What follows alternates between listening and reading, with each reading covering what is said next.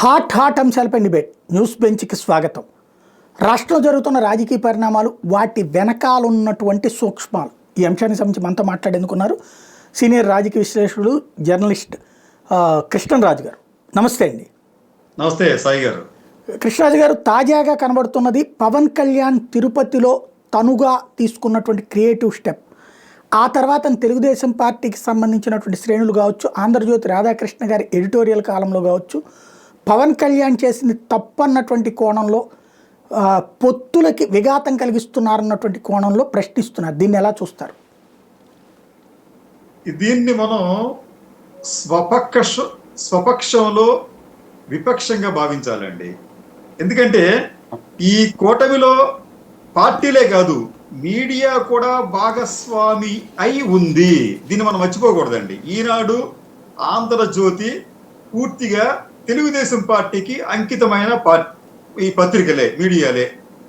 అయితే మరి ఏబిఎన్ ఆంధ్రజ్యోతిలో తిరుమలలో జరిగిన సంఘటనల మీద ఈఓకి అలాగే పాలక మండలి చైర్మన్గా ఉన్న నాయుడికి మధ్యన విభేదాలు ఉన్నాయని చెప్పి మరి వాళ్ళు ఎందుకు వేశారు?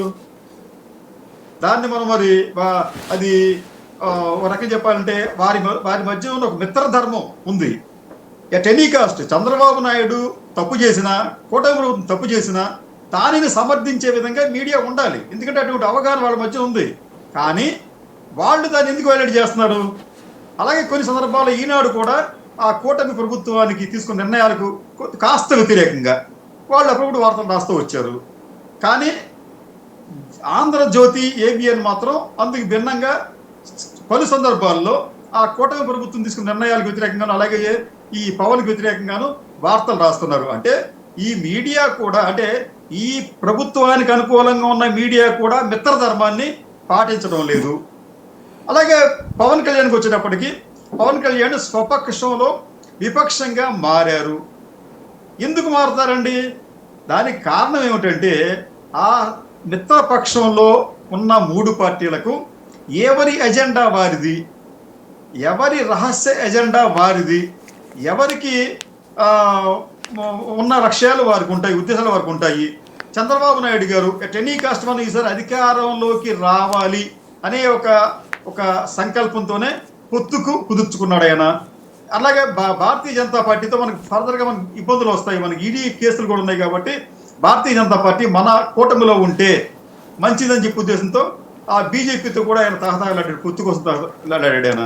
పవన్ కళ్యాణ్కి వచ్చేటప్పటికి, పవన్ కళ్యాణ్ అంటే గతంలో మనం పోటీ చేస్తే మనకేమీ రాలేదు, ఒకే ఒక సీటు వచ్చింది మనకి. కాబట్టి ఈసారి మనం పొత్తు పెట్టుకుంటే మనం ముందు అసెంబ్లీలోకి వెళ్తాం. ఇదే విషయాన్ని పవన్ కళ్యాణ్ పదే చెప్పాయండి. ముందు మన లక్ష్యం అసెంబ్లీలోకి వెళ్తాం అని చెప్పి. ఫస్ట్ లక్ష్యం నెరవేరింది. రెండో లక్ష్యం ముఖ్యమంత్రి సరసన కూర్చొని తర్వాత మనం ప్యారలల్గా ఎదగటం, ఇది చంద్రబాబు నాయుడుతో సమానంగా మనం ఎదగటం అనే ఒక లక్ష్యంగా పెట్టున్నాడు ఆయన. దాంట్లో భాగంగానే ఎదుగుతున్నాడు. ఇప్పుడు ఏమైందంటే చంద్రబాబు ఇప్పుడు ఈ పరిణామాలు చూస్తూ ఉంటుంటే చంద్రబాబు నాయుడు ఎప్పటికీ మారడండి. ఆయన అంతే అట్లాగే ఉంటాడు. ఆయన పదవి కోసం ఆయన ఎన్ని తప్పులైనా చేస్తూ ఉంటాడు, ఎవరిని వనడు, కర్ర వెరకూడదు, పవన్ చోకూడదు అనే టైప్ ఉంది అనే ఒక ముద్ర పడింది. వేరే పవన్ కళ్యాణ్ మీదకి వచ్చేటప్పటికి పవన్ కళ్యాణ్ గట్టిగా నిలదీస్తాడు, ప్రజల కోసం నిలబడుతున్నాడు అనే ఒక భావన కలిగించే విధంగా పవన్ కళ్యాణ్ వ్యవహరిస్తున్నాడు. ఈ విషయం చంద్రబాబు నాయుడికి బాగా తెలుసు, వారి మీడియా కూడా బాగా తెలుసు. అందుకని ఏంటంటే మీకు వేమూరి రాధాకృష్ణ ఇటువంటి మీకు సలహాలు ఇస్తూ ఉంటాడు, ఇటువంటి హెచ్చరికలు చేస్తూ ఉంటాడు. పొత్తు ధర్మం కాదంటాడు. పొత్తు ధర్మం కానప్పుడు మిత్రధర్మం. మరి మీ మిత్రధర్మం ఏమైంది? మీరెందుకు వ్యతిరేకంగా రాస్తున్నారు? మరి ఇట్లా రాయటం కూడా తప్పే కదా. మీకేమైనా ఉంటే ఆయన ఏం సలహా చెప్పారో, మీకేమైనా ఉంటే మీరు కూర్చొని మాట్లాడుకుంటారని చెప్పాలి. అలా కాకుండా ఈ పవన్ కళ్యాణ్ వైపు తప్పు చూపిస్తూ వ్యాసాలు రాయటం, కథనాలు ప్రచురించడం చేయటం అనేది కూడా భావ్యం కాదు. ఇక్కడ ఏమైందంటే అల్టిమేట్గా ఈ పొత్తు అనేది అవకాశవాద పొత్తు మాత్రమే సాయి గారు, అంతే తప్ప ప్రజల కోసం కుదుర్చుకున్న పొత్తు అయితే కాదు, పదవుల కోసం కుదుర్చుకున్న పొత్తు మాత్రమే. మనకి తెలుగులో సామెత ఉందండి, పోసినమ్మ ఒకందుకు పోస్తే తాగిన వ్యక్తి మరొకందుకు తాగాడు అని చెప్పి. ఆ సామెత సారాంశం ఎలా ఉందో వీరి సారాంశం కూడా అలాగే ఉంది. ఈ పొత్తు అనేది ఎవరి అవసరాల కోసం వారు ఏర్పాటు చేసుకున్నారు. ఇప్పుడు కొన్ని వైరుధ్యాలు రావటం సహజమే. ఇప్పటికే ఈ కూటమిలో కొంత ఎయిర్ క్రాక్స్ అనేవి స్పష్టంగా కనిపిస్తున్నాయి. ఎవరి ఎజెండా వారు దానిని అమలు చేసే ప్రయత్నంలో ఉన్నారు. ఎక్సెప్ట్ బీజేపీ ఏంటంటే చోద్యం చూస్తుందండి. ఓకే, వీరిద్దరిని అనుకునేవాడి మనం తర్వాత ఇంటర్ఫీర్ అవుదాం అని చెప్పి ఉద్దేశంతో వారు ఎక్కడా కూడా ఏమీ మాట్లాడటం లేదు, ఏమీ చేయటం లేదు. కానీ పవన్ కళ్యాణ్ మాత్రం ఈ రోజున కొన్ని సందర్భాల్లో ఒక సమర్థవంతమైన ప్రతిపక్షం అయితే ఎలా ఉంటుందో అలా ఉంటూ ఇది స్వపక్షంలో అతను తనకు కావాల్సిన దాన్ని నెరవేర్చుకునే ప్రయత్నం చేస్తున్నాడు సాయి గారు. అంటే కూటమిలో ఉన్నప్పుడు ఇప్పుడు మోడీ నిర్ణయాలు తీసుకుంటున్నారు, కానీ కూటమి అందరినీ కలుపుకుని వెళ్తున్నదైతే లేదు. లేదా 2014-19 మధ్యలో చంద్రబాబు గారు కావచ్చు, అట్లాగే 99-2004 మధ్యలో చంద్రబాబు గారు కూడా మెయిన్ రోల్ వాళ్ళు పోషిస్తూ మిగతా వాళ్ళకి మంత్రి పదవులు ఇవ్వడం వరకు జరిగింది. ఇప్పుడు అలా కాకుండా అటల్ బిహారీ వాజ్పేయి టైంలో అనుసరించినటువంటి పొత్తుల ధర్మం, లేదా యునైటెడ్ ఫ్రంట్, నేషనల్ ఫ్రంట్ టైంలో తరహాలో పొత్తుల ధర్మం కావాలి, అందరూ కలిసి డెసిషన్స్ తీసుకోవాలి అన్నటువంటి రూటు ఇక్కడ పవన్ కళ్యాణ్ ఆశిస్తోంది. అది సాధ్యమవుతుందా? ఇప్పుడు చంద్రబాబు నాయుడు గారి హయాంలో సాధ్యం కాదండి. మీకు 2014 ఎన్నికల తర్వాత బీజేపీతో పొత్తు పెట్టుకుని వెళ్ళాడు ఆయన ఎలక్షన్స్కి. తర్వాత ఏమైందండి, బీజేపీ వాళ్ళని చాలా చులకంగా చూశాడు ఆయన. ఏమి చెప్పేవాడు కాదు, కీలకమైన పదవి ఇవ్వలేదు, పొమ్మన్ లేక పొగబెట్టాడు ఆయన చంద్రబాబు నాయుడు గారు. మరి ఆయన చేసిన తప్పే కదా, మరి అది పొత్తు ధర్మం అవుతుందా? అవదు కదండి. అలాగే మీకు ఈ పొత్తులో ఉన్నప్పుడు గతంలో కమ్యూనిస్టులు కూడా చంద్రబాబు నాయుడిని అనేక విధాలు విమర్శించారు. చంద్రబాబు నాయుడు ఏకపక్షంగా పోతాడు, ఒంటెత్తుపోకళ్ళు, ఆయన పొత్తు ధర్మాన్ని పాటించడు అని చెప్పి కామెంట్స్ ఆయన చేశాడు. కాబట్టి ఏంటంటే చంద్రబాబు నాయుడు గారి పంచన ఎవరైనా చేరితే ఇప్పటిదాకా జరిగింది ఏంటంటే చంద్రబాబు నాయుడు గారు చెప్పినట్టే చేయాలి. ఎందుకంటే చంద్రబాబు నాయుడు గారే ఈ పొత్తు పెట్టుకున్న పార్టీలకి టికెట్లు సూచిస్తాడు, టికెట్లు ఇస్తాడు, లేకపోతే తన మనుషులే ఆ పార్టీలో జాయిన్ చేసి వారికే టికెట్లు ఇప్పించేలా చేస్తాడు. ఇవన్నీ కూడా ఆయన అనుసరించిన పద్ధతులే. అయితే ఇప్పుడు ఏమవుతుందంటే దానికి భిన్నంగా పవన్ కళ్యాణ్ వ్యవహరిస్తుండటంతో ఈ మీడియాకు అలాగే కమ్మ సామాజిక వర్గానికి మింగుడు పట్టడం లేదు. చంద్రబాబు నాయుడు గారికి ఇది కక్కలేని మింగలేని పరిస్థితిగా ఉంది. కాబట్టి ఏంటంటే ఆ తప్పు అనేది చంద్రబాబు నాయుడు గారి దగ్గర గతంలో జరిగింది.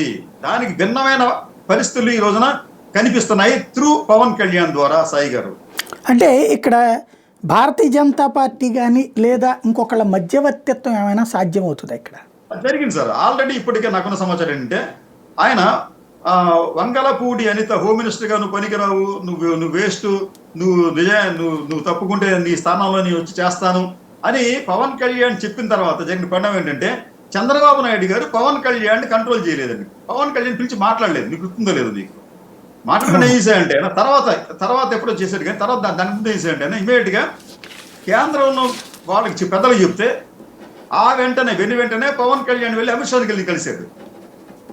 అమిత్ షాని కలిసినప్పటికీ కూడా అమిత్ షా కూడా మరి ఈయనకి మరి గట్టిగా చెప్పలేదు, మరి ఏంటో తెలియదు, కానీ తన పద్ధతిలో ఆయన వెళుతూనే ఉన్నాడు. ఆ తర్వాత కూడా మీకు రేషన్ బియ్యం విషయంలో జరిగిన పరిణామం ఏంటంటే అక్కడ చంద్రబాబు నాయుడుకి కానీ ఎవరికి కానీ చెప్పకుండా ఆయన వెళ్ళటం, అక్కడ హంగామా చేయటం.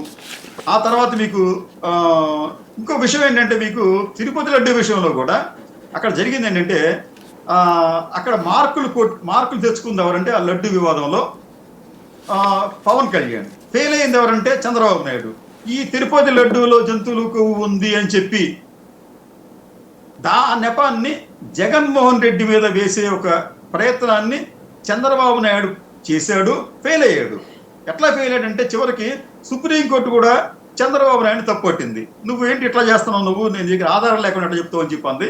దాంతో ఆయన కామ్ అవ్వాల్సి వచ్చింది, నోరు మూసుకోవాల్సి వచ్చింది. కానీ అదే సమయంలో పవన్ కళ్యాణ్ ఒక సనాతన ధర్మ యోధుడిగా ఎమర్జ్ అయ్యే ప్రయత్నం ఆయన చేశాడు. కాషాయ బట్టలు కట్టుకున్నాడు, గుళ్ళు గోపురాలు తిరిగాడు, మెట్లు గడిగాడు. చేయటం వల్ల ఏమైందంటే జాతీయ స్థాయిలో ఆయనకి గుర్తింపు వచ్చింది ఒక సనాతన యోధుడిగా. అది చంద్రబాబు నాయుడు గారికి ఇష్టం లేదు, అది అయిపోయింది. ఆ తర్వాత ఏమో దానికి ముందేమో ఈ అనిత సంఘటన వెళ్ళి కలిశాడు, అమిత్ షా గారిని కలిశాడు. మరి ఏం చెప్పాడో తెలియదు, కానీ ఆ తర్వాత కూడా పవన్ కళ్యాణ్ వైఖరిలో మార్పు రాలేదు. అంటే దాని అర్థం ఏంటంటే భారతీయ జనతా పార్టీ వారు కూడా పవన్ కళ్యాణ్ నీ ఇష్టం ఇసుకు పర్వాలేదు అని వదిలేసినట్టుగా కనిపిస్తుంది. అయితే వారైతే నేరుగా ఇరవై ఓట్లు ఎక్కడా కూడా తమ అసంతృప్తి వ్యక్తం చేయట్లేదు ఇది కూటమి ప్రభుత్వానికి సంబంధించి. కానీ పవన్ కళ్యాణ్ మాత్రం తప్పు కనిపిస్తే దానిని ఎత్తి చూపే ప్రయత్నం చేస్తున్నాడు. అయితే ఆయన ఏమంటాడంటే పవన్ కళ్యాణ్ ఇక్కడ తప్పును తప్పుగా చూద్దాం, తప్పు అయితే మీరు ఖండించండి, చర్యలు తీసుకోమని చెప్పి అంటాడు ఆయన. కానీ చంద్రబాబు నాయుడు గారు తీసుకోడు. ఎందుకంటే మీకు ఇతను ఉన్నాడు, మీకు తిరువూరు శాసనసభ్యుడు కొలిగిపూడి శ్రీనివాసరావు ఉన్నాడు. ఆయన ఈ గత 6 నెలల్లో చేసిన కామెంట్స్ కానీ మాట్లాడిన చర్యలు కానీ ఖచ్చితంగా పార్టీకి ఇబ్బంది కలిగించే విధంగానే ఉన్నాయి. ఇప్పటిదాకా పిలిచి ఆయనకు వార్నింగ్ ఇవ్వలేదు, ఇప్పటిదాకా ఆయన మీద యాక్షన్ తీసుకోలేదు. అట్లా వద్దనే భావంతో పవన్ కళ్యాణ్ ఉన్నాడండి. మీరు ఒకసారి యాక్షన్ తీసుకుంటే ప్రజలు హర్షిస్తారు. మీరు యాక్షన్ తీసుకోకుండా కర్ర వెరకుండా పాము చూడకుండా మీరు రాజకీయం చేయాలనుకుంటే ప్రజలు హర్షించరు అనేది పవన్ కళ్యాణ్ భావనలా కనిపిస్తోంది. అందుకనే ఆయన ఏంటంటే చంద్రబాబు నాయుడు చేయలేని పనుల్ని పవన్ కళ్యాణ్ చేస్తున్నాడు. లేకపోతే బిఆర్ నాయుడు లాంటి వ్యక్తి చంద్రబాబు నాయుడు గారికి కుడి భుజం అనుకుందాం పోనీ. అటువంటి వ్యక్తి, ఒక కమ్మ సామాజిక వర్గానికి చెందిన వ్యక్తి, మూర్తి వివించిన, ఒక రకంగా చెప్పాలంటే అహంకారంతో కూడిన సమూహం అది. ఆ సమూహం చేత చంద్రబాబు నాయుడు గారు క్షమాపణ అసలు చెప్పించే ప్రయత్నం చేయలేదు. కానీ పవన్ కళ్యాణ్ చెప్పించాడు. ఇది నిజానికి వారికి చాలా ఇబ్బందికరమైన పరిణామం. అది ఆ సామాజిక వర్గానికి కావచ్చు, అది బిఆర్ నాయుడు లాంటి ఒక మీడియా మొగల్, మీడియా టైకూన్ లాంటి వ్యక్తికి చాలా ఇబ్బందికరమైన వ్యవహారమే. అప్పటికీ కూడా బిఆర్ నాయుడు క్షమాపణ చెప్పాడు, కానీ ఆయన అసంతృప్తితో అనివార్యంగా చెప్పవలసి వస్తుంది. కానీ క్షమాపణ అనేది మన భారతీయ సంస్కృతిలో క్షమాపణ అనేది చేతులు జోడించి క్షమించని చెప్పి అడుగుతాం. అట్లాగా ఆయన చేతులు జోడించకుండానే పవన్ కళ్యాణ్ చెప్పారు కాబట్టి మేము చెప్తున్నాం అని చెప్పి అన్నాడు ఆయన. అంటే ఇక్కడ ఏం జరుగుతుందంటే ఆ వర్గాన్ని దెబ్బతీయటం కూడా, ఆ వర్గాన్ని నైతికంగా బలహీనపరచడం కూడా బహుశా పవన్ కళ్యాణ్ ఉద్దేశమై ఉంటుంది. అందుకనే ఆయన ఇమీడియట్ గా దానిని ఎన్కాష్ చేసుకునే ప్రయత్నంలో భాగంగానే ఖచ్చితంగా పాలక వర్గం క్షమాపణలు చెప్పాలి, పాలక వర్గం ప్రతి బాధితుడి ఇంటికి వెళ్ళి సహాయం అందజేయాలని చెప్పి అన్నాడు. దాంట్లో ఆయన విజయం సాధించాడు. నిజానికి ఇది ఈ కూటమిలో చాలా చాలా ఇంపార్టెంట్ ఆస్పెక్ట్ గానే ఉండబోతుంది. భవిష్యత్తులో కూడా పవన్ కళ్యాణ్ ఇట్లా ఉంటే మరికొద్ది కాలం చంద్రబాబు నాయుడు ఓర్పు పడతాడు. ఆ తర్వాత చూడాలండి ఏమవుతుంది ఏంటో. అది తాజాగా సంక్రాంతి సంబరాలు ఏవైతే కిషన్ రెడ్డి దగ్గర ఏర్పాటు చేసినటువంటి దాంట్లో చిరంజీవిని పిలవడం అన్నటువంటి దాన్ని ఏ కోణంలో చూడొచ్చు? అసలు దాన్ని పట్టించుకోనక్కర్లేదండి? ఖచ్చితంగా పట్టించుకోవాలి. ఒక చిరంజీవిని ఎందుకు పిలవాలండి మనం అనుకుందాం. పోనీ సినిమా రంగంలో ఇంకా చాలా మంది ఉన్నారు, మరి చిరంజీవిని ఎందుకు పిలిచారు? నిజానికి చిరంజీవి తన రాజకీయాలకు స్వస్తి చెప్పే ముందు ఆయన కాంగ్రెస్ పార్టీలో ఉన్నాడు. ఏ పార్టీకి కూడా ఆయన సపోర్ట్ చేయలేదు. కానీ ఎందుకు పిలిచాడు? ఆంధ్రప్రదేశ్లో కాపు సామాజిక వర్గం అనేది ఇప్పుడు బలంగా తయారయ్యింది, దాన్ని మరింత కన్సాలిడేట్ చేసుకోవాలి. ఇదంతా కూడా ఏమవుతుందంటేనండి పవన్ కళ్యాణ్ని మరింత పరిపుష్టం చేసే ప్రయత్నంలో భాగంగానే భారతీయ జనతా పార్టీ కూడా కామ్గా తన పావులు కదుపుతోంది. లేకపోతే ఏంటంటే నిజానికి ఈ పవన్ కళ్యాణ్ చేస్తున్న యాగి అంటే వాళ్ళ దేశంలో ఇది మన కమ్మ సామాజిక వర్గం, అలాగే చంద్రబాబు నాయుడు మంత్రులు, ఆయనకు అనుకూలంగా ఉన్న మంత్రులు, వాళ్ళ అభిప్రాయం ప్రకారం పవన్ కళ్యాణ్ యాగి చేస్తున్నాడు. ఇటువంటి యాగి చేస్తున్న తరుణంలో ఈ భారతీయ జనతా పార్టీకి ఈ కూటమి సపోర్ట్ కూడా కేంద్రంలో అవసరం ఉంది. అయినప్పటికీ కూడా వారు ఎక్కడా కూడా పవన్ కళ్యాణ్ని నియంత్రించే ప్రయత్నం చేయటం లేదు. పురంధేశ్వరి గారు ఈ కూటమిలో భాగంగా ఉన్న పార్టీ అధ్యక్షురాలు ఆవిడ కూడా ఎటువంటి కామెంటు చేయడానికి సాహసించలేకపోతున్నారు. ఈవెన్ తిరుపతికి సంబంధించి అంత అక్కడ ఒక పెద్ద ఇన్సిడెంట్ జరిగితే దాని మీద కూడా వారు ప్రోయాక్టివ్గా ఎక్కడ స్పందించలేదు. ప్రభుత్వాన్ని ఇబ్బంది పెట్టే విధంగా, ప్రభుత్వాన్ని ఇబ్బంది పెట్టకపోవచ్చు కానీ ఉన్న విషయాలు ఉన్నట్టుగా మాట్లాడే ప్రయత్నం కూడా చేయలేదు వాళ్ళు. అంటే వాళ్ళు ఏం చేస్తారంటే మేము సైలెంట్గా ఉంటాము, ఏం చేసినప్పుడు కూడా పవన్ ద్వారా చేద్దామని చెప్పే భావంతో ఉన్నట్టుగా కనిపిస్తోంది. ఇంకో విషయం చెప్తాను సార్ మీకు, పవన్ కళ్యాణ్ ఎంత అతను ఆలోచన ఎట్లా ఉన్నాయంటే గతంలో లోకేష్ చంద్రబాబు నాయుడు కొంతమంది విదేశీ ప్రతినిధుల్ని పెట్టుబడిదారులని కలుసుకునేవారు, అది వార్తల కింద వచ్చాయి. అది చూసిన తర్వాత పవన్ కళ్యాణ్ మాట అన్నాడు, నా దగ్గర కూడా కొంతమంది పెట్టుబడిదారులు వస్తున్నారు, నన్ను కలవాలని చెప్పి అనుకుంటున్నారు, కానీ నేను వాళ్ళని కలవటానికి ఇష్టపడటం లేదు. ఎందుకంటే రాష్ట్రంలో ఇంకా పరిస్థితులు ఇంకా సర్దుమణగలేదు, రాష్ట్రంలో పరిస్థితులు ఇంకా సానుకూలంగా లేవు అని చెప్పి చెప్తాడు పవన్ కళ్యాణ్. అంటే దాని అర్థం ఏంటి? రాష్ట్రంలో పరిస్థితులు బాగా అధ్వానంగా ఉన్నాయి, పరిస్థితులు బాగా లేనప్పటికీ కూడా వాళ్ళిద్దరూ పవన్ కళ్యాణ్ మన లోకేష్ చంద్రబాబు నాయుడు పారిశ్రామికవేత్తలు కలుస్తున్నారు, నేను అట్లా కలవను అని చెప్పడం అంటే వాళ్ళని ఎత్తి పొడిచే విధంగా పవన్ కళ్యాణ్ వ్యాఖ్యానం చేయనట్టుగా మనం భావించాలి దాన్ని. ఇట్లాగా పవన్ కళ్యాణ్ ఎక్కడ అవకాశం వస్తే అక్కడ తన ఇన్ఫ్లుయెన్స్ ని పెంచుకునే విధంగా చేస్తున్నాడు. అదే సమయంలో చంద్రబాబు నాయుడిని మనసులో లేనప్పటికీ కూడా ఆయన పొగుడుతున్నాడు. ఆయన ఇటువంటి విజనరీ ఉన్న నాయకుడు అది ఇది అని చెప్పి. అయితే ఇది కొంతకాలమేనండి. రేపు కొంతకాలం పోతే ఏమవుతుందంటే మేము చాలా కాలం సహించాము, రెండు వర్గాల వారు కూడా చాలా కాలం సహించాము, మేము తట్టుకోలేకపోతున్నాం, మమ్మల్ని అణచివేస్తున్నారు, మాకేం చెప్పట్లేదు అని చెప్పే అవకాశం ఉంటుంది. మూడోది ఏంటంటే చంద్రబాబు నాయుడు గారు మొన్న ఇప్పుడు ఒకసారి నార్త్ టూర్ వెళ్ళారు. వెళ్ళినప్పుడు తన వెంట లొకేషన్ తీసుకెళ్లారు తప్ప పవన్ కళ్యాణ్ తీసుకెళ్ళలేదు. పవన్ కళ్యాణ్ మళ్ళీ వేరే స్పెషల్ ఫ్లైట్లో అక్కడికి వెళ్ళాల్సి వచ్చింది. అంటే వీరు పైకి ఎంత చెప్తున్నప్పటికీ కూడా లోపలైతే మాత్రం వీరి మధ్యన ఒక ఇగో క్లాష్ అనేది ప్రారంభమయ్యింది. మొన్న కలెక్టర్ల సమావేశంలో కూడా పవన్ కళ్యాణ్ అన్న మాటలు నిజానికి చంద్రబాబు నాయుడు గారికి చాలా ఇబ్బందికరంగా మారాయి. ఈ అధికారులు మీరు చేస్తున్న పనుల వలన మా ప్రభుత్వానికి చెడ్డ పేరు వస్తుంది, మమ్మల్ని తిడతారు, మా మీద తిరుగుబాటు వస్తుంది అనే మాటలు పవన్ కళ్యాణ్ ఓపెన్ గా మాట్లాడాడు. ఇవన్నీ కూడా చంద్రబాబు నాయుడు గారు ఇప్పుడు మాట్లాడండి. ఆయన అట్లా అటువంటి ఆలోచనలు చేయడు ఆయన. ఇవన్నీ కూడా ఆయన ఏమనుకుంటాడంటే ఈ నా కోసం నాకు వ్యతిరేకంగా ఉన్నాయని చెప్పే భావంతో ఆయన సామాజిక వర్గం, ఆయన పార్టీలోని సహచరులు భావిస్తున్నారు. ఇప్పటికే మీకు సామాజిక మాధ్యమాల్లో ఆ వర్గాలు అంటే పవన్ కళ్యాణ్కి ముందుగా ఎదురుగా ఉన్న వర్గాలు ఏవైతే ఉన్నాయో అవన్నీ కూడా దుమ్మెత్తి పోస్తున్నాయి, విమర్శిస్తున్నాయి, పవన్ కళ్యాణ్ వైఖరి తప్పును పడుతున్నాయి. కానీ ప్రజల దృష్టిలో మాత్రం పవన్ కళ్యాణ్ ఒక ప్రజానాయకుడిగా తప్పుగా ఎత్తి చూపించే ఒక నాయకుడిగా క్రమంగా ఎమర్జ్ అవుతున్నాడు. ఇది ప్రమాదకరమైన అంశంగా వారు అంటే పవన్ కళ్యాణ్కి ఎదురుగా ఉన్నవారు భావిస్తున్నారు. రైట్. ఇక్కడ మహాసేన రాజేష్ సాధారణంగా చంద్రబాబు గారికి ఆప్తులుగా మెలిగినటువంటి వ్యక్తి. తను నారా లోకేష్ని డిప్యూటీ సీఎం చెయ్యాలి అన్నటువంటి పిలుపు ఎందుకు వచ్చిందంటారు? అది సరదాగా అతను మాట్లాడినటువంటి మాట, లేకపోతే తనకి లోకేష్ పట్ల ఉన్నటువంటి అభిమానాన్ని చాటుకోవడం అంటారా, లేదంటే వ్యూహాత్మకంగా అనిపించారంటారా? నేనైతే అట్లా అనుకోవట్లేదండి. ఎప్పుడు మీరు చెప్పిన ఆ వ్యక్తి పేరు ఎవరో నాకు పరిచయం లేదు, తెలియదు అతను ఎవరో. అతని వ్యాఖ్యలకి నేనైతే మరి వినలేదు, అంత వాల్యూ కూడా ఇచ్చే పరిస్థితి ఉండకపోవచ్చు. ఇప్పుడు లోకేష్ కి డిప్యూటీ సీఎం ఇవ్వాలి అన్న భావన చంద్రబాబు నాయుడుగా ఉంటుంది. అక్కడ చంద్రబాబు నాయుడు నెక్స్ట్ తన వారసుడిగా ఆయనను ప్రకటించే అవకాశాలు 100% ఉంటాయి కదండి. అక్కడ వారసుడైనా సరే ఒకవేళ వారసుడిగా ప్రకటించాలంటే డిప్యూటీ సీఎం ఇవ్వాల్సిన అవసరం ఏముంటుంది? అక్కడ ఇవ్వక్కర్లేదు, ఇట్లాగనే చేయొచ్చు. ఇప్పుడు అసలు లోకేష్ అనే వ్యక్తి రాజకీయాల్లోకి వచ్చిన తర్వాత ఆయన ఒక గ్రామ పంచాయతీకి లేదా వార్డు పంచాయతీకి కూడా ఎక్కడ ఎన్నిక కాకపోయినప్పటికి కూడా, అసెంబ్లీకి ఎన్నిక కాకపోయినప్పటికి కూడా ఆయన మంత్రిని చేశాడు చంద్రబాబు నాయుడు గారు. కాబట్టి ఏంటంటే చంద్రబాబు నాయుడు గారు లోకేష్ని ఇవాళో రేపో తప్పనిసరిగా ఆ ముఖ్యమంత్రి పీఠంలో పెట్టే ప్రయత్నం చేస్తారు, దాంట్లో సందేహం లేదు.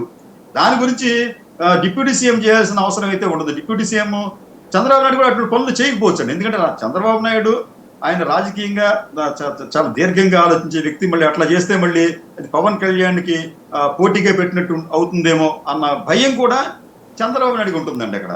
అదే జరిగితే పవన్ కళ్యాణ్ మరింత రెచ్చిపోతే మన పరిస్థితి ఏమిటి అనే భావన కూడా భయం కూడా చంద్రబాబు నాయుడు గారికి ఉండవచ్చు. కాబట్టి అంటే ఇటువంటివన్నీ కూడా పెద్దగా మనం కన్సిడర్ చేయాల్సిన అవసరం అయితే లేదండి. తాజాగా కీలకమైనటువంటిది మీరు ఇందాక అన్నట్టే సోషల్ మీడియాలో ఒక పాయింట్ రైజ్ చేస్తుంది. కార్యకర్తలు ఇంట్లోంచి బయటికి రావడానికి భయపడుతున్నప్పుడు యువగళం పాదయాత్ర చేసి పార్టీ శ్రేణుల్లో ధైర్యం నింపాడు. ఎక్కడ కార్యకర్త కష్టం వస్తే అక్కడికి వెళ్ళి సాయం చేశాడు. అట్లాంటి సమర్థవంతమైన నాయకుడు లోకేష్ని లో ప్రొఫైల్లో ఉంచడం ఎంతవరకు కరెక్ట్ బాబు గారు? ఈ పొత్తు ధర్మం ఏంటో మాకు అర్థం కావట్లేదు బాబు గారు. తాత్కాలిక పొత్తుల కన్నా పార్టీ భవిష్యత్తు ముఖ్యం. అయోమయంలో ఉన్న సాధారణ కార్యకర్త ఈ స్టేట్మెంట్లు, అట్లాగే హిందూ శంకారావం, పవన్ కళ్యాణ్, చిరంజీవి ఏదో జరుగుతోంది, తండ్రి కొడుకుల అభివృద్ధి అనే మత్తు మాత్ర వేసుకుని నిద్రపోతున్నారు, అవతల సైడ్ గట్టిగా రాజకీయం చేస్తుంది, వాళ్ళు ఒక సామాజిక వర్గాన్ని కన్సాలిడేట్ చేసుకుంటున్నారు, వీళ్ళు ఉన్న సామాజిక వర్గాన్ని దూరం చేసుకుంటున్నారు అన్నటువంటి పాయింట్ని రైజ్ చేస్తున్నారు. వీటిని ఎలా చూడాలి సార్? ఇప్పుడు పవన్ కళ్యాణ్ ఆస్పెక్ట్ అయితే చంద్రబాబు నాయుడు తనయుడిని ఎప్పుడు ఎక్కడ దూరం చేశాడు? ప్రతిసారి పరిశీలిస్తున్నాడు ఆయన. ప్రతి మీటింగ్లోనూ చంద్రబాబు నాయుడుతో ఇతను లోకేష్ ఉంటున్నాడు. లోకేష్ని ప్రత్యక్షంగాను పరోక్షంగాను పొగుడుతున్నాడు ఆయన్ని. మీకు ఇది ఈ మధ్యన ఒక ప్రపోజ్ చేశాడు ఆయన. అదేంటంటే స్కూళ్లలో ఇన్ఫ్రాస్ట్రక్చర్ డెవలప్మెంట్ కోసం ఒక ప్రణాళిక సిద్ధం చేశారు. అదే చేసింది ఎవరంటే లోకేష్ గారు చేశారంట దాన్ని. అది తన తండ్రి చంద్రబాబు నాయుడు చాలా ఆనందం చెప్తున్నాడు. ఈ ప్లాన్ అంతా కూడా లోకేష్ చెప్పాడు. ఇది స్కూళ్లలో ఇన్ఫ్రాస్ట్రక్చర్ డెవలప్ చేయాలి, మనం మీకు కావాలంటే మీరు లోన్లు తీసుకోండి బ్యాంకుల నుంచి, మన దగ్గర ఈ స్కూళ్ళకి సంబంధించి చాలా ల్యాండ్స్ ఉన్నాయి అని చెప్పి చంద్రబాబు నాయుడు గారు గొప్ప తన కొడుకు గురించి గొప్పగా చెప్తున్నాడు ఆయన. ఇదే కాదు, అసలు గతంలో అయితే మీకు ఈ మన నేరుగా నగదు బదిలీ చేసే విధానాన్ని మొట్టమొదటి చెప్పింది లోకేష్ గారే. ఇట్లా అనేక విషయాల్లో లోకేష్ గారు తన తండ్రికే సలహాలు ఇచ్చే స్థాయిలో ఉన్నాడు ఆయన. మరి అటువంటిప్పుడు ఆయన పక్కన పెట్టేది ఏముంది? అయితే వీళ్ళ బాధ ఏమిటంటే లోకేష్ని వెంటనే చేయకపోవచ్చు, కానీ ఎవరు ఎదగకూడదు. మాది ఒక మర్రి చెట్టు అండి, మా మర్రి చెట్టులో మేము ఉండాలి, మా కింద ఎవరు ఎదిగితే ఎలాగా అనేది వాళ్ళ ఉద్దేశం బహుశా అయ్యి ఉండవచ్చు. సాయి గారు, ఇప్పుడు పవన్ కళ్యాణ్ ఒక రకంగా చెప్పాలంటే ఈ భావాలు చూస్తూ ఉంటుంటే, అంటే ఈ పవన్ కళ్యాణ్ ఎదురుగా ఉన్న వర్గాల భావాలు చూస్తూ ఉంటుంటే పవన్ కళ్యాణ్ చూసి వాళ్ళు భయపడుతున్నారండి. ఈ రోజు వాళ్ళు జగన్ చూసి భయపడటం కాదు, ఈ దీంట్లో మన స్వపక్షంలో ఉన్న విపక్షంగా మారిన పవన్ కళ్యాణ్ చూసి ఆ కమ్మ సామాజిక వర్గం వారు, తెలుగుదేశం పార్టీ నాయకులు ఖచ్చితంగా భయపడుతున్నారు. వారు ఏమీ చేయలేని నిస్సహాయ స్థితిలో ఈ రోజున ఉన్నారు. అయితే వారు ఏదో రోజున వాళ్ళు ఎక్స్ప్లోడ్ అవుతారండి. దానికి మనం we have to wait and see. ఆ ఎక్స్ప్లోడ్ అయినప్పుడు పవన్ కళ్యాణ్ వైఖరి చూద్దామండి. నేను మీకు ఇంత చెప్పాను, ఏదో ఒక రోజున రెండు వర్గాల్లో ఏదో ఒక వర్గం ముందుగా మేము చాలా కాలం సహించాము, ఇంకా మేము సహించలేము, కాబట్టి మేము ప్రజలకు వచ్చి చెప్తున్నాము అని చెప్పి ఎవరో ఒకళ్ళు, ఆ వర్గం ఈ వర్గం ఎవరో ఒకళ్ళు ఎక్స్ప్లోడ్ అయ్యి ప్రజల ముందుకు వచ్చే రోజులు ఎంతో దూరంలో లేవు. అంటే ఎందుకని ఇంత వేగంగా? అంటే బేసిక్గా పవన్ కళ్యాణ్ తను పద్ధతి అడుగుతున్నాడు, చంద్రబాబు నాయుడు తను పద్ధతే తను పోతున్నారు. మెయిన్ పాయింట్స్ వచ్చేటప్పటికి ప్రతి అంశం తనకి చెప్పట్లేదన్నదే పవన్ కళ్యాణ్, లేకపోతే దీన్ని బేస్ చేసుకుని తను ఎదిగే క్రమంలో కావాలని తెలుగుదేశానికి డిగ్రేడ్ చేస్తున్నాడని అనుకుంటున్నారా వాళ్ళు? ఒకటండి, ఇప్పుడు పవన్ కళ్యాణ్కి వచ్చేటప్పటికి నాకున్న సమాచారం కొన్ని విషయాల్లో చంద్రబాబు నాయుడు చెప్పట్లేదు. అది చెప్పకూడదు అనేది ఆయన పోకడది, ఆయన మొదటి నుంచి ఉన్న వ్యవహారం అది. ఆయన ఎవరిని లెక్క చేయడు. ఆయన తాను మాత్రమే సర్వస్వం, తాను చెప్పిందే వేదం, తాను ఒక్కడి మాత్రం ప్రొజెక్ట్ కావాలి. అయితే దానికి భిన్నంగా పవన్ కళ్యాణ్ ఆశిస్తున్నాడు. ఆయన నన్ను కలిపి వెళ్ళొచ్చు కదా, నాతో పాటు మాట్లాడచ్చు కదా, క్యాబినెట్ అంటే సమిష్టి నిర్ణయాలు కదా అని చెప్పి ఆయన అనుకుంటాడు. ఆయన దానికి భిన్నమైన వాతావరణం ఉన్నప్పుడు వెంటనే పవన్ కళ్యాణ్ రియాక్ట్ అవుతున్నాడండి. మీకు ఇంకొక సంఘటన తాజాగా మీకు తిరుమలలో తిరుపతిలో ఈ సంఘటన జరిగిన తర్వాత చంద్రబాబు నాయుడు గారు ఒక రివ్యూ మీటింగ్ ఏర్పాటు చేశారు. ఆ రివ్యూ మీటింగ్ ఏర్పాటు చేసిన రోజునే రోజున అంతకుముందు పవన్ కళ్యాణ్ అక్కడే ఉన్నాడు. ఆయన వెళ్ళి పరామర్శించాడు. కానీ పవన్ కళ్యాణ్ ఆ రివ్యూ మీటింగ్కి పిలవలేదు. ఎందుకు పిలవలేదు? పిలవాలి కదా, మరి ఆయన డిప్యూటీ సీఎం కదా. ఆ మీటింగ్లో ఆ మంత్రిత్వ శాఖతో సంబంధం లేని వాళ్ళు కూడా, అంటే ఆ దేవాదాయ శాఖ మంత్రిత్వ సంబంధం లేని వాళ్ళు కూడా అక్కడ ఉన్నారు అక్కడ. కానీ ఈయన పిలవలేదు. మరి ఇవన్నీ కూడా ఆయనకు ఇబ్బంది పెడతాయి కదా. ఆ తర్వాత జరిగిన పరిణామం ఏమిటంటే ఇమీడియట్గా ఆయన ఏమడిగాడు, అందరూ క్షమాపణ చెప్పాల్సిందే, వేరే గచ్చంతరం లేదని చెప్పాడు. ఆయన బలవంతంగా క్షమాపణ చెప్పించాడు. మరి అది ఎంత బాధగా ఉంటుందండి వాళ్ళకి, అది ఆ వర్గాలకి. మనం ఇంతకు అనుకున్న పవన్ కళ్యాణ్కి ఎదురుగా ఉన్న వర్గాలకి ఎంత బాధగా ఉంటుంది అక్కడ. అంటే ఆయన క్షమాపణ చెప్పాడు కదా, నేను క్షమాపణ చెప్తున్నాను మీరెందుకు చెప్పరు అని కదా ఆయన అడిగారు. పవన్ కళ్యాణ్ రెడీగా ఉన్నాడు క్షమాపణ చెప్పడానికి. కింద కూర్చొని మరీ క్షమాపణ చెప్పాడు, ఆయన చేతులు మోడ్చి మరీ క్షమాపణ చెప్పాడు. అది ఈయన చెప్పాడని చెప్పి వాళ్ళు చెప్తారా? వాళ్ళు ఎవరండి అసలు? ఆ వర్గాలు, అది ధనస్వామ్యం, కులస్వామ్యం, అలాగే మూర్తి మించిన అహంకార మూర్తులు, ఇంతమంది సమూహం వాళ్ళంతా కూడా వాళ్ళు ఎందుకు చెప్తారు? వాళ్ళు కష్టపడి అధికారంలోకి వచ్చారు, కొన్ని వందల వేల కోట్ల రూపాయలు ఖర్చు పెట్టారు, ఎంతో శ్రమపడ్డారు, అధికారంలోకి వచ్చారు. వచ్చిన తర్వాత మాకేంటి దొరుకుతాయి అనే భావన ఉండదండి. ఎవరో చెప్తే మీకు క్షమాపణ చెప్పాలా? అదే అన్నాడు కదా ఆ మాట. బిఆర్ నాయుడు గారు కూడా ఎవరో చెప్తే ఎందుకు చెప్తాను క్షమాపణ చెప్పన్నాడు ఆయన. మరి ఎందుకు చెప్పాల్సి వచ్చింది అంటే ఇక్కడ పవన్ ఫ్యాక్టర్ అనేది చాలా ఫోర్స్గా పనిచేసింది. వాళ్ళు ఎందుకు చెప్పాలంటే దిగ్భ్రాంతి కలిగించే విధంగా పవన్ కళ్యాణ్ వ్యవహరించారు. ఆయన కూడా నిజానికి ఏంటంటే పవన్ కళ్యాణ్ వెళ్ళిపోవచ్చు, మీ ఇష్టం, మీరు రావండి, నాకు సంబంధం లేదని చెప్పి వదిలేసాయన. కానీ పవన్ కళ్యాణ్ వదలలేదు. ఎందుకు వదలలేదు? పవన్ కళ్యాణ్ మీద కూడా ఒత్తిడి పెరిగిందండి. ఇది వివిధ సామాజిక వర్గాలతో పాటు పలు వర్గాల ప్రజల నుంచి కూడా ఏముందంటే, నువ్వు సనాతనవాదివి కదా, నువ్వేం చేస్తున్నావు అని చెప్పి ఆయనను ప్రశ్నించడంతో ఆయన ఇంకా గత్యంతరం లేకపోతే తన స్ట్రాటజీలో భాగంగానే ఆ క్షమాపణ ఆయన చెప్పించగలిగాడు. క్షమాపణ చెప్పడం అనేది సామాన్య విషయం అయితే కాదు సాయి గారు. ఆ విషయంలో పవన్ కళ్యాణ్ సక్సీడ్ అయ్యారు. రైట్. ఇక మరొక ప్రధానమైన అంశం పండగ వేళన పెద్ద ఎత్తున కోడి పందాలు జరిగినాయి. తర్వాత జనం పెద్ద ఎత్తున తరలి వచ్చారు. ఈ తరలి వచ్చినటువంటి వాళ్ళందరితో సంబరం జరిగింది. గత 5 ఏళ్ల నుంచి రాష్ట్రం సర్వనాశనం అయిపోయి వేడుకలు లేవు, ప్రతి ఒక్కళ్ళు నిరాశ నిస్పృహలతో ఉండేవాళ్ళు. ఇప్పుడు మాత్రం ఏడాది సంబరంగా జరుపుకున్నారు అన్నటువంటిది మీరు భావిస్తున్నారా? సార్, ఇక్కడ సాంప్రదాయబద్ధంగా జరిగే పండుగల విషయానికి వచ్చేటప్పటికి ముఖ్యంగా ఈ ఈస్ట్ వెస్ట్ కృష్ణ ఆ జిల్లాల్లో ఈ కోడి పందాలు, బరులు, గుండాట్లు ఇవన్నీ ఉన్నాయి కదండి. మీకు భూకంపం వచ్చినా కానీ, తుఫాన్ వచ్చినా కానీ ఏదో మూల వాళ్ళు తమ కార్యక్రమాలు నిర్వహిస్తారు తప్ప దానిని ఆపుకునే పరిస్థితి లేదు. రెండవది, ప్రతి ఏడాది లాగానే ఈ ఏడాది కూడా వందలాది కోట్లు, బహుశా 1000 కోట్లు కూడా వచ్చేమో తెలియదు, ఆ మేరకు పందాలు కాశారు. ప్రతి ఏడాదిలాగే పెద్ద పెద్ద బరులు నిర్మించారు. విఐపీల కోసం ప్రత్యేకంగా వాళ్ళకి రూమ్స్ ఏర్పాటు చేశారు, ఏసీ రూమ్స్ ఏర్పాటు. ప్రతి సంవత్సరం ఉండేదేనండి, అది వాళ్ళు కొత్తగా వచ్చింది కాదు అది. అయితే వీళ్ళు ఏంటంటే వీళ్ళకి మరి ఇప్పుడు చంద్రబాబు నాయుడు గారు వచ్చారు కాబట్టి మొత్తం మారిపోయింది. ఆంధ్రప్రదేశ్ అనేది ఒక భూతల స్వర్గంగా మారిపోయింది. చాలా అందరూ ఆనందంగా ఉన్నారు. ఈ ఆనందంలో భాగంగానే వాళ్ళు కోడి పందాలు వేసుకున్నారు, అవి చేస్తున్నారు. కానీ అసలు కోడి పందాలు వేయకూడదని ఎవరో చెప్పట్లేదు అక్కడ. చంద్రబాబు నాయుడు గారు కావచ్చు, లేదా ఇంకొకరు కావచ్చు, ఈయన కూడా చంద్రబాబు నాయుడు గారు బహిరంగ ప్రకటన చేయొచ్చు కదండి.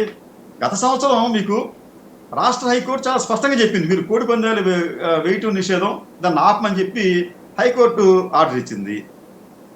దాన్ని మనం మీకు prevention of cruelty to animals 1960 act ప్రకారం సెక్షన్ 11(1)(m)(2 దీని ప్రకారం ఏంటంటే అది కోడి పందాలు నిర్వహించడం, పర్మిషన్ ఇవ్వటం, వాటిలో పాల్గొవటం, ఆ కోడి పందాలకి స్థలం ఇవ్వటం కూడా నేరమేనండి. ఇది హైకోర్టు చెప్పింది స్పష్టంగా. దాన్ని ఆపమని చెప్పి, ఇది కోర్టు తీర్పు ఉంది కదా, దాన్ని మీరు చేయొద్దు అని చెప్పి ఒక అప్పీల్ ఇవ్వాలి కదా చంద్రబాబు నాయుడు గారు. ఇన్ని 100 కోట్ల రూపాయలు ఇక్కడ పందాలు జరుగుతుంటే ఆయన ఎందుకు ఇవ్వడైనా? అంటే ఎంత కూడా ప్రతిదానిని మనం ప్రచారానికి వాడుకోవాలి. ఆనందంగా ఊళ్ళకి వెళ్తున్నారు. ఆనందంగా ఊళ్ళకి ఎందుకు వెళ్తున్నారండి ఎక్కువ మంది? ప్రధానంగా కృష్ణా, గుంటూరు, ఈస్ట్ వెస్ట్కి వచ్చినప్పటికీ ఆనందంగా ఎందుకు వస్తున్నారు? సరదా కావడంతో పాటు కోడి పందాలు ప్రధానంగా, గుండాట్లు, లేకపోతే ఇంకా అంటే ఇప్పుడు ఈ సంవత్సరం కొత్తగా ఇదైంది ఏంటంటే ఈ డ్యాన్సులు అంటండి, లైక్ కేబేర, మన దాన్ని ఏమంటారు, అర్ధనగ్న డ్యాన్సులు కూడా ఈ సంవత్సరం ప్రధానంగా కనిపిస్తున్నాయి. మరి అంతకుముందు అంత ఎక్కువగా లేవండి ఈ 3 రోజుల్లో. ఎందుకంటే వాళ్ళు ఒప్పుకునేవారు కాదు, ఇది సాంప్రదాయబద్ధంగా పండుగ చేసిన వాళ్ళు ఈ చెవులు ఈ గోలేంట్రా అనేది అనేవారు. కానీ ఈసారి అటువంటి డ్యాన్సులు కూడా అక్కడ చాలా ఎక్కువగా ముమ్మరంగా చేస్తున్నట్టుగా వచ్చింది. మరి వీటిని అన్నింటినీ మరి ఎట్లా సమర్థిస్తారు ఎవరైనా కానీ? దీంట్లో ఆనందం కన్నా కూడా చట్ట ఉల్లంఘన ఎక్కువగా ఉంది. ఇది సాంప్రదాయం, కోడి పందాలు అనేవి సాంప్రదాయబద్ధంగా చేస్తున్నారండి. అయితే చట్టం ఏం చెప్తుంది? వద్దని చెప్పంటుంది. ఈ సాంప్రదాయానికి చట్టానికి మధ్య జరిగే ఈ పోరులో చివరికి చట్టం చతికిల పడుతుంది, సాంప్రదాయం ఇల్లెక్కి కోడుకొస్తుంది. ఈ విషయాన్ని చంద్రబాబు నాయుడు గారు చెప్పచ్చు కదా. మరి మనం సాంప్రదాయం కదా, మన చట్టం ఉంది, గౌరవనీయులైన హైకోర్టు న్యాయమూర్తులు తీర్పిచ్చారు, ఇవన్నీ చేయొద్దు అని చెప్పారు, మీరు ఎట్లా చేస్తారు, చేయొద్దని చెప్పి చెప్పాలి కదా. ఆయన చెప్పరు, ఆయన ఎవరో చెప్పరు. రైట్. ఫైనల్గా ఒకటి చెప్పండి, P4 నిన్న మళ్ళీ చంద్రబాబు గారు చెప్పుకొచ్చింది, పేదలకి పెద్దవాళ్ళ నుండి పెట్టుబడులు పెట్టించి వాళ్ళని ఉన్నత స్థితికి తీసుకువెళ్ళడం, పేదరిక నిర్మూలన అన్నటువంటిది తన లక్ష్యం అన్నది చంద్రబాబు గారు చెప్తోంది. సార్ ఇప్పుడు P3, P4 public private peoples participation ఇది ఇవన్నీ కూడా అండి చంద్రబాబు నాయుడు గారు ఎప్పుడు ప్రతి సంవత్సరం ఏదో కొత్త ఆలోచన ఎవరో చెప్తారు ఆయనకి, దాని ప్రకారం ఆయన ముందుకు వస్తాడు. ఆయన ఇవన్నీ అమలయ్యే పరిస్థితులు అయితే ఉండవండి. మీకు చంద్రబాబు నాయుడు గారు గతంలో 2014-19 మధ్య అధికారంలో ఉన్నప్పుడు నాకు బాగా గుర్తు, ఆయన ఒక అమెరికన్ కంపెనీతో ఒక MOU గుర్తుకున్నాడు. అదేంటంటే విజయవాడ నుంచి అమరావతికి హైపర్ లూప్ ట్రైన్ అని చెప్పి, ఇక్కడి నుంచి అమరావతికి నుంచి అది కొన్ని వేల మైళ్ళ స్పీడ్తో వెళ్ళిపోతుందంట అక్కడికి, విజయవాడ నుంచి అమరావతికి. దానికి MOU గుర్తుకున్నాడు ఆయన. సరే, నిజానికి ఇప్పటి వరకు కూడా హైపర్ లూప్ ట్రైన్ అనేది ఇప్పుడు డిజైన్స్ అంటే డిజైన్ల రూపంలో ఉంది తప్ప, కాగితాల రూపంలో ఉంది తప్ప ప్రాక్టికల్లీ అక్కడ 1 కిలోమీటర్ కూడా దాన్ని నడపలేదు ఇప్పటిదాకా. కానీ ఇట్లా భ్రమలు కలిగించే విషయంలో చంద్రబాబు నాయుడు గారు ఎప్పుడు ముందుంటారండి. ఆయన చంద్రబాబు నాయుడు గారు ఆశాజీవి, అలాగే ప్రజలు కూడా ఆశతో ఉండండి అని చెప్పి చెప్పడంలో ఆయన మంచి నిష్ణాతుడే ఆయన. కాబట్టి ఇవన్నీ కూడా అయ్యే పనులు అయితే ఉండవండి. ఇప్పుడు కొత్తగా సోలార్ పవర్ గురించి చెప్తున్నాడు ఆయన. ఈ సోలార్ పవర్ ఇంటి మీద సోలార్ పవర్ ప్యానల్స్ మీద పెట్టుకోండి, సబ్సిడీ ఇస్తాం. అది ఆ సబ్సిడీ స్టేట్ది కాదు, సెంట్రల్ గవర్నమెంట్ సబ్సిడీ. ఆ విషయం చెప్పడం మళ్ళీ ఆయన, మేము సబ్సిడీ ఇస్తాం, మీరు పెట్టుకోండి, మీరు మాకు అమ్మండి, లేకపోతే మీకు కరెంటు బిల్లు తగ్గిపోతాయి. ఒకవైపు జనాలేమో కరెంటు బిల్లులు పెరిగిపోతున్నాయి, భారంగా ఉన్నాయి, తగ్గించండి అని చెప్పి అంటే ఆయన దాన్ని డైవర్ట్ చేయడం కోసం అని చెప్పి సోలార్ పవర్ అని చెప్పి అంటాడు ఆయన. ఇవన్నీ ఎప్పుడు జరుగుతాయండి? ఎట్లా జరుగుతాయి? అసలు ఇవన్నీ కాదు, 4P కాదండి, డెవలప్మెంట్ కాదండి. ఇప్పటికీ ఆంధ్రప్రదేశ్ అనేది అక్షరాస్యత శాతంలో దేశంలోనే అట్టడుగు స్థానంలో ఉంది. అసలు దాని గురించి ఎందుకు మాట్లాడరు? మీరు అక్షరాస్యత పెరిగితే అభివృద్ధి కూడా మీకు ఆస్కారం కలుగుతుంది. ఇప్పటికీ కూడా మనం అట్టడుగు స్థానంలో ఉన్నాం అక్షరాస్యత విషయంలో. దాని గురించి మీరు ఆలోచించండి. ఎంతసేపు అభివృద్ధి, ఓట్లు, సంక్షేమం, ఓట్లు, దీని గురించి ఎట్లా మాట్లాడతారు? అంటే ప్రజలని వారి దృష్టిని మరల్చడానికి అది ఎంత గొప్ప వాళ్ళ స్ట్రాటజీ అంటే, మీరు ఏమైనా సమస్య వచ్చిందంటే ఇమీడియట్గా వాళ్ళు దానిని ఆ సమస్య నుంచి ప్రజల దృష్టిని మరల్చడానికి ఒక అంశాన్ని పైకి తీసుకొస్తారు. ఆ అంశాల్లో భాగం ఏంటంటే ఇప్పుడు తాజాగా పవర్ టారిఫ్ గురించి జనాలు కంగారు పడతారంటే, మీకేం అక్కర్లేదు, నేను మీ ఇళ్లపై నేను సోలార్ ప్యానల్స్ పెట్టేస్తాను, మీకు 200 నుంచి 300 యూనిట్లు మీకు వచ్చేస్తాయి, మీరు పైసా కట్టక్కర్లేదు, మీకు డబ్బులు వస్తాయని చెప్పి చెప్తాడు ఆయన. అది సొల్యూషన్ కాదు, అది ఎందుకంటే జరిగే పని కాదు అది. కాబట్టి ఏంటంటే ఇట్లా జనాల్ని మభ్య పెట్టడానికి చంద్రబాబు నాయుడు గారు ఇట్స్ ఎన్ ఓల్డ్ ట్రిక్. ఆయన చాలా కాలం నుంచి ఈ ట్రిక్ని ఆయన వాడుతూనే ఉన్నాడు. జనం నమ్ముతూనే ఉన్నారు, జనం మోసపోతూనే ఉన్నారు, జనం ఓట్లు వేస్తూనే ఉన్నారు. సాయి గారు, right, thank you very much అండి. ఇది పరిస్థితి. ఓవరాల్గా అయితే కూటమిలో వస్తున్నటువంటి అతిపెద్ద విభేదం పవన్ కళ్యాణ్ యాక్టివ్గా ఉండటం, లోకేష్ని డౌన్ ప్లే చేస్తున్నారన్నటువంటి పాయింట్. ఇక్కడ దాన్ని సెటరైట్ చేయడం అన్నటువంటిదా, లేకపోతే ఎవరి వాదనతో వాళ్లే ముందుకు వెళ్ళడమా అన్నటువంటిది రాబోయే రోజుల్లో తేలే అంశం.